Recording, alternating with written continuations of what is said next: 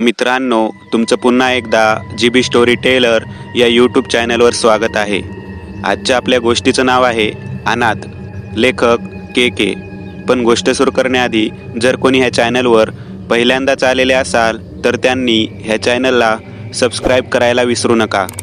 चला तर मग अजिबात वेळ न घालवता गोष्टीला सुरुवात करूया.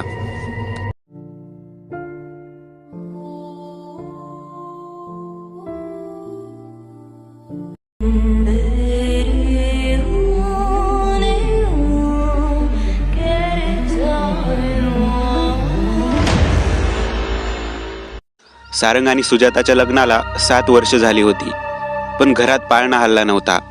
सगळे डॉक्टर करून झाले, औषध गोळ्या इतकंच काय, देव नवस सगळं झालं, पण कशाचाच उपयोग होत नव्हता. सारंग एका कंपनीत चांगल्या हुद्द्यावर कामाला होता. पैशाची कमी नव्हती. सुजाता गृहिणी होती. सारंग त्याच्या आईवडिलांचा एकुलता एक मुलगा होता, त्यामुळे पाळणा हलणं किती महत्वाचं होतं हे तो जाणून होता. नातवाचं तोंड पाहण्याच्या आशेत वडील 6 महिन्यापूर्वीच वारले होते आणि आता आई पण थकली होती.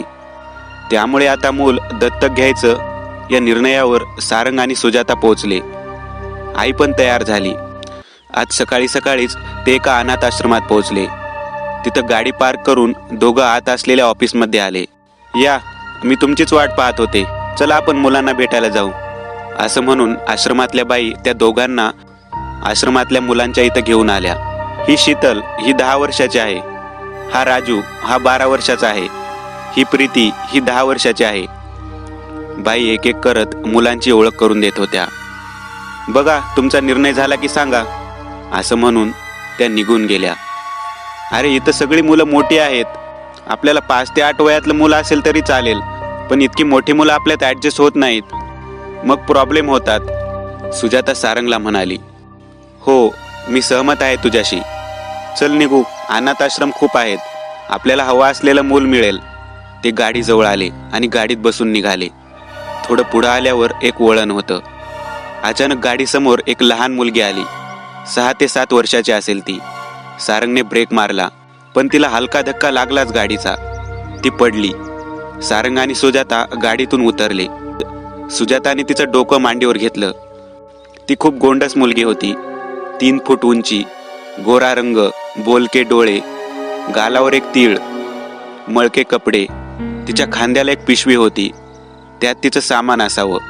बाळा, लागलं नाही ना तुला, सुजाताने काळजीने विचारलं. मी ठीक आहे, काळजी नका करू. ती मुलगी उठून बसली. बाळ, सॉरी, मी बघितलंच नाही तुला, सारंग म्हणाला.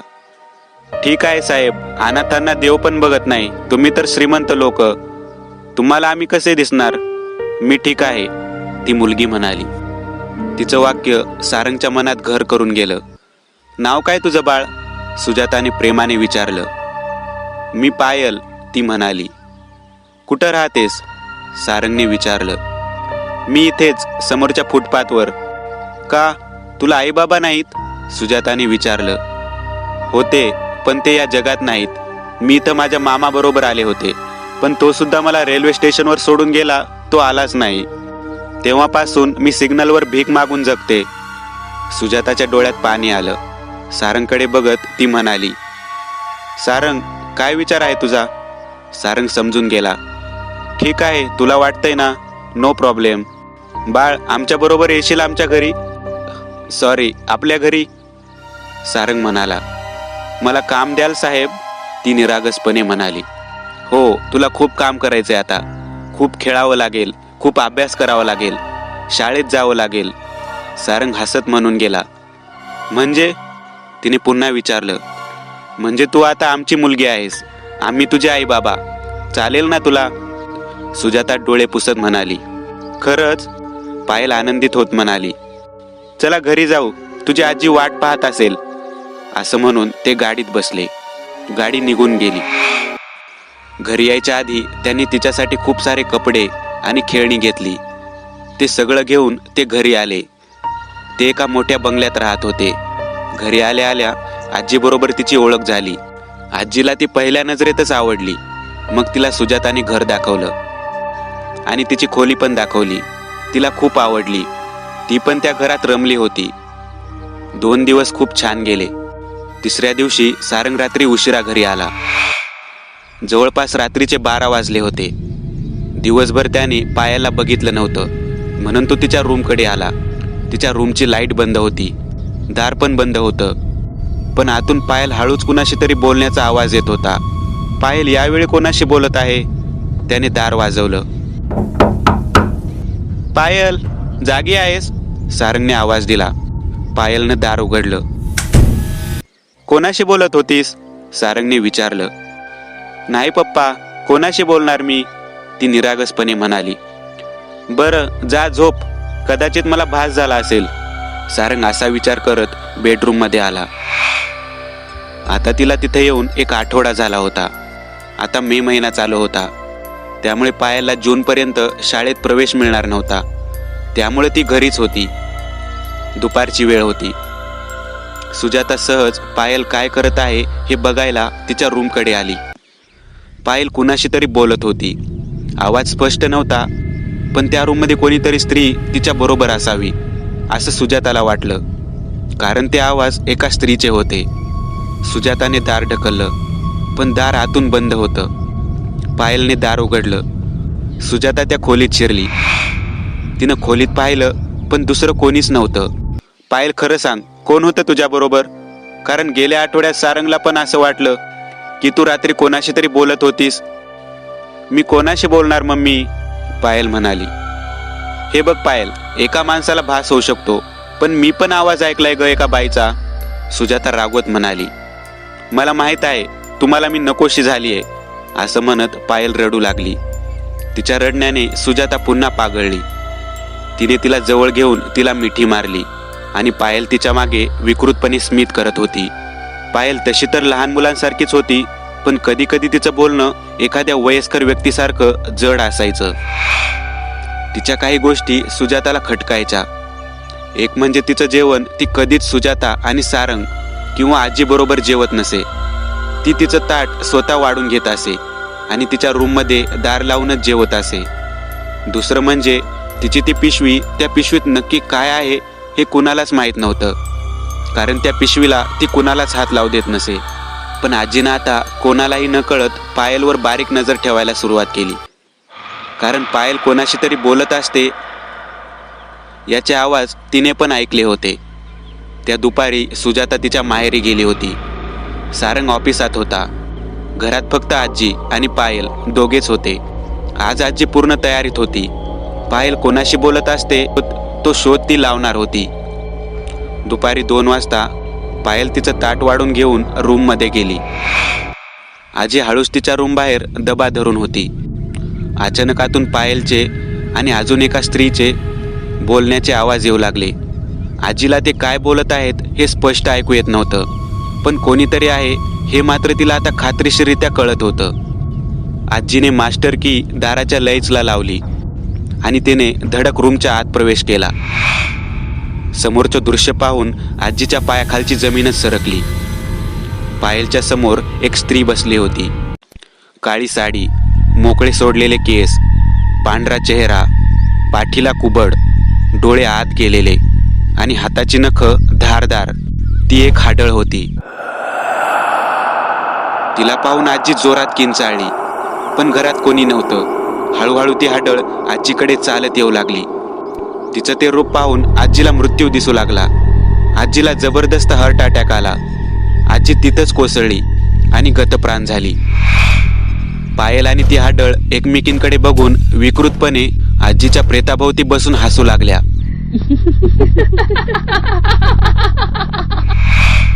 मम्मी, लवकर ये घरी, आजी बेशुद्ध झालीये, काही बोलत नाहीये. पायल फोनवर रडत रडत सुजाताला म्हणत होती. थांब बाळ, मी लगेच येते.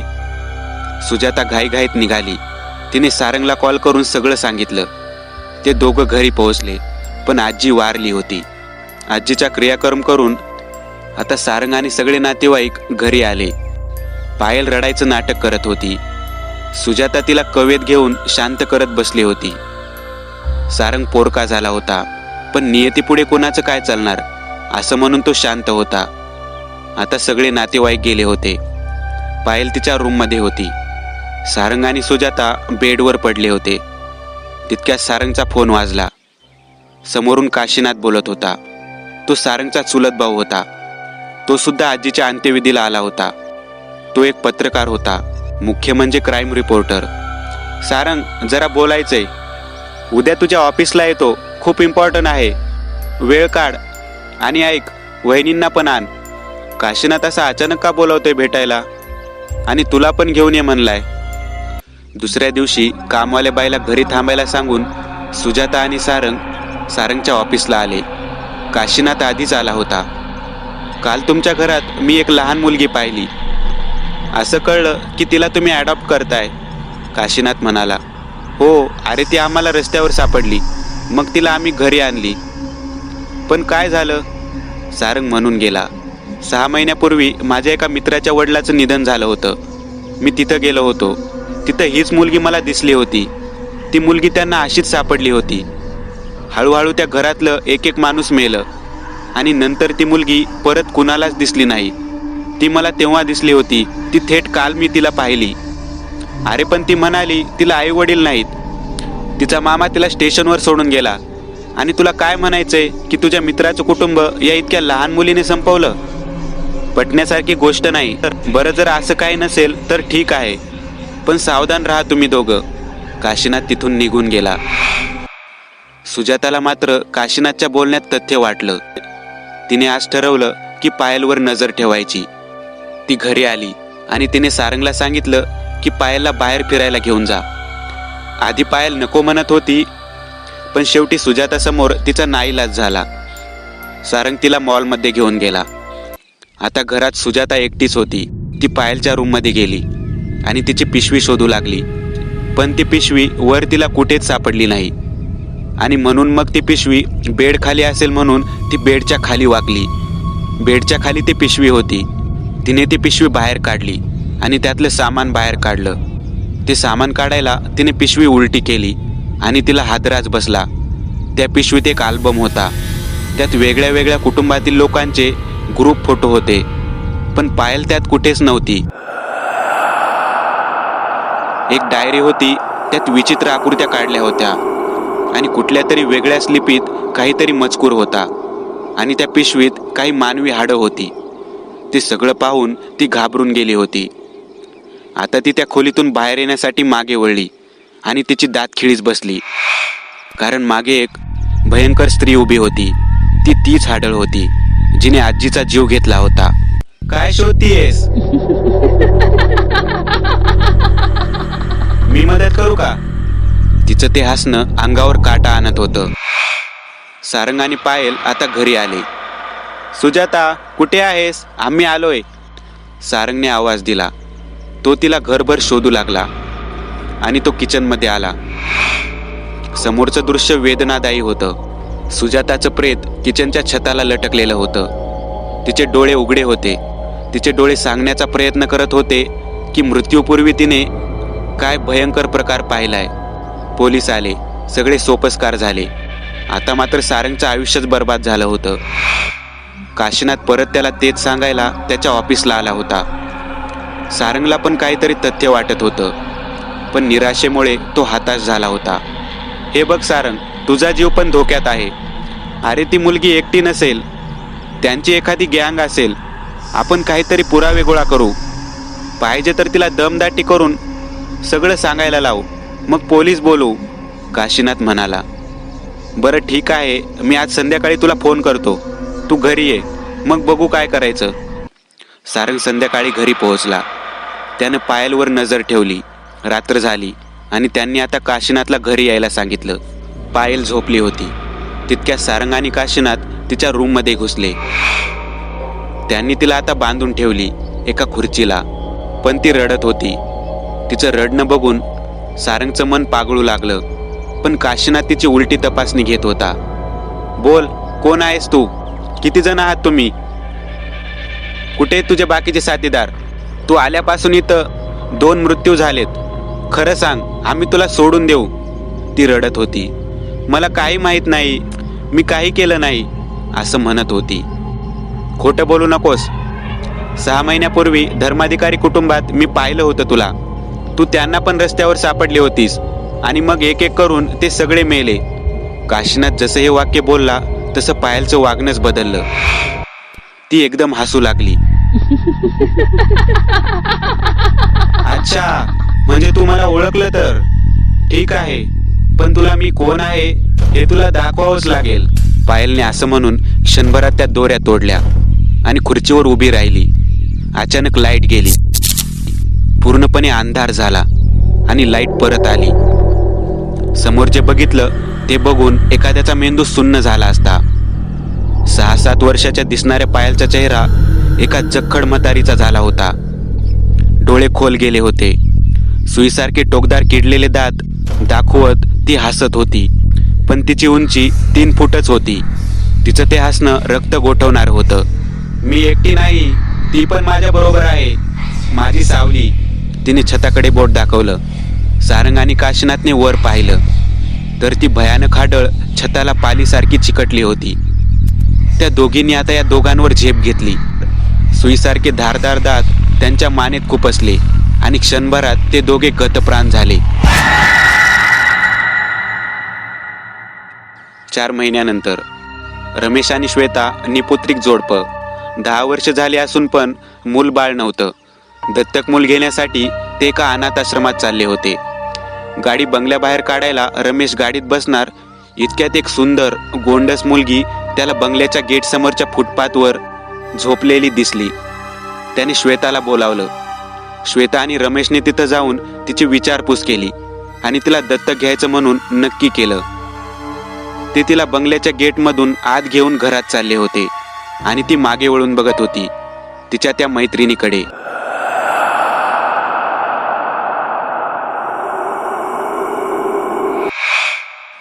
रमेश आणि श्वेता आता खूप खुश होते, कारण पायल त्यांच्या आयुष्यात आली होती.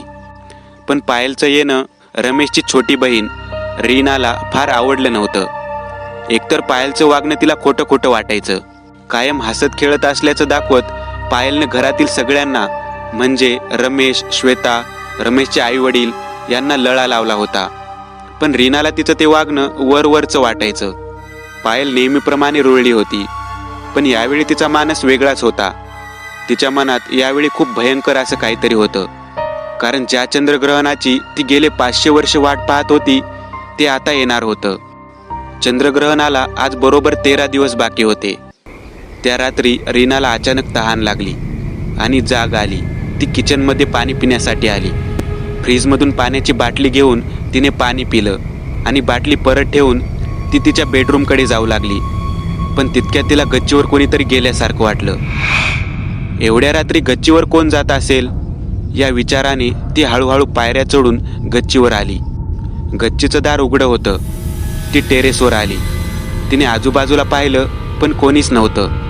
आपल्याला भास झाला असावा या विचाराने ती परत फिरली, पण तिच्या हातातला फोन खाली पडला. तो फोन उचलून ती उभी राहिली आणि तिची नजर टेरेसवर असलेल्या टाकीवर गेली आणि तिला धक्काच बसला. तिथं पायल पाठमोरी उभी होती आणि तिच्या शेजारी ती भयंकर दिसणारी हाडळ उभी होती. त्या दोघी आकाशातील चंद्राकडे बघून काहीतरी पुटपुटत होत्या. त्या इतक्या गुंग होत्या की रीनाला त्यांनी पाहिलंच नव्हतं. रीना त्या हाडळीचं रूप बघून थक्क झाली होती. आयुष्यात एवढं भयंकर रूप तिनं पाहिलं नव्हतं. पण ती काहीच आवाज न करता चुपचाप खाली गेली. दादा, वहिनी, दार उघडा लगेच, तिने रमेशचं दार वाजवलं. रमेश कसाबसा उठून दार उघडून म्हणाला, काय झालं? इतक्या रात्री तू इथं?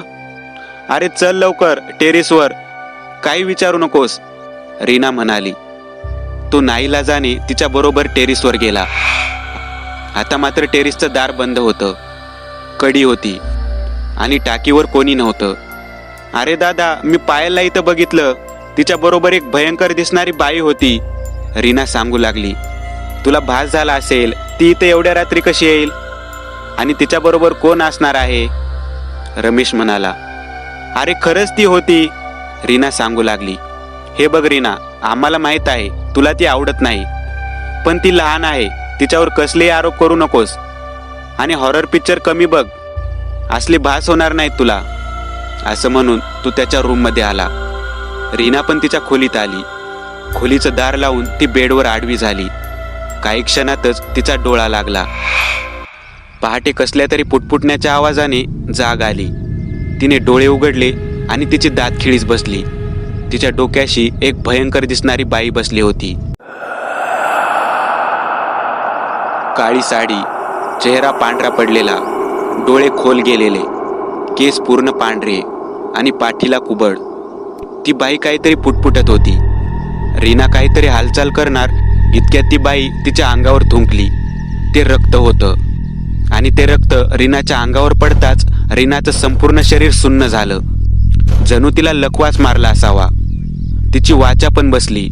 तिला ओरडता पण येत नव्हतं, ना काही बोलता येत होतं, ना हालचाल करता येत होती. तितक्यात तिने समोर पाहिलं. समोर पायल पाठमोरी बसली होती. पायल हळूहळू रीनाकडे वळली आणि रीनाचं हृदयच बंद पडेल की काय असं वाटू लागलं. कारण पायलचं रूपच विचित्र झालं होतं. तिचे हातपाय जरी लहान मुलीचे दिसत होते, पण चेहरा एका 100 वर्षाच्या म्हातारीसारखा झाला होता. सुरकुतलेले केस, विचित्रपणे पिंजारलेले, डोळे हिरवे. पायल हळूहळू रीनाकडे आली आणि तिच्या छातीवर बसून किंचाळू लागली. त्या किंकाळीने रीनाचं हृदयच बंद पडलं आणि ती जागीच गतप्राण झाली. नेहमी 7ला उठणारी रीना आज 10 वाजले तरी रूम बाहेर आली नव्हती. म्हणून मग तिच्या आईने दरवाजा वाजवायला सुरुवात केली, पण काहीच प्रतिसाद आला नाही. मग रमेशने दार तोडलं. रीनाचा अकाली मृत्यू झाल्याने घरातले सगळेच थक्क झालेले. आईबाबांना तर धक्काच बसला होता. पोस्टमॉर्टममध्ये सिव्हिअर हार्ट अटॅक येऊन ती मेली असं समजत होतं. अचानक झालेल्या आघाताने घर एकदम शांत झालं होतं.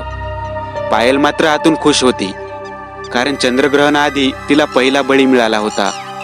आणि पायलला सगळं सुकर वाटत होतं, कारण तिची काळी शक्ती वाढली होती. रमेश, पवनला कळवायला पाहिजे रीना गेल्याचं, बाबा रमेशला म्हणाले. बाबा, खरं आहे तुमचं, पण त्याला कुठे शोधणार, कसा कॉन्टॅक्ट करणार? 5 वर्ष झाली त्याला घर सोडून.